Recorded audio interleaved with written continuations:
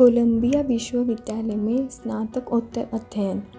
1913 में आम्बेडकर 22 वर्ष की आयु में संयुक्त राज्य अमेरिका चले गए, जहां उन्हें सयाजीराव गायकवाड़ तृतीय बड़ौदा के गायकवाड़ द्वारा स्थापित एक योजना के अंतर्गत न्यूयॉर्क नगर स्थित कोलंबिया विश्वविद्यालय में स्नातकोत्तर शिक्षा के अवसर प्रदान करने के लिए 3 वर्ष के लिए $11.50 प्रति माह बड़ौदा राज्य की छात्रवृत्ति प्रदान की गई थी।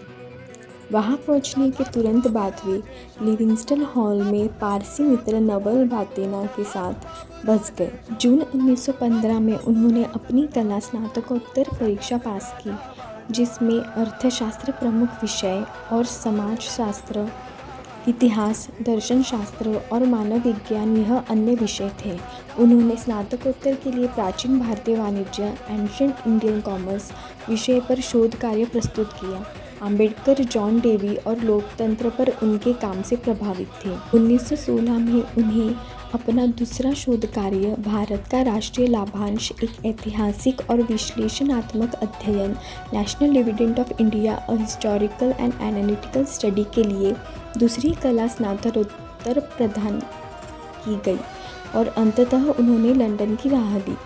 1916 में अपने तीसरे शोध कार्य ब्रिटिश भारत में प्रांतीय वित्त का विकास, evolution of provincial finance in British India के लिए अर्थशास्त्र में PhD प्राप्त की। अपने शोध कार्य को प्रकाशित करने के बाद 1927 में अधिकृत रूप से PhD प्रदान की गई। 9 मई को उन्होंने मानव विज्ञानी अलेक्जेंडर गोल्डन मेजियर द्वारा आयोजित एक सेमिनार में भारत में जातियाँ, उनकी प्रणाली, उत्पत्ति और विकास नामक एक शोध पत्र प्रस्तुत किया, जो उनका पहला प्रकाशित पत्र था। 3 वर्ष तक की अवधि के लिए मिली हुई छात्रवृत्ति का उपयोग उन्होंने केवल 2 वर्षों में अमेरिका में पाठ्यक्रम पूरा करने में किया और 1916 में वे लंदन गए।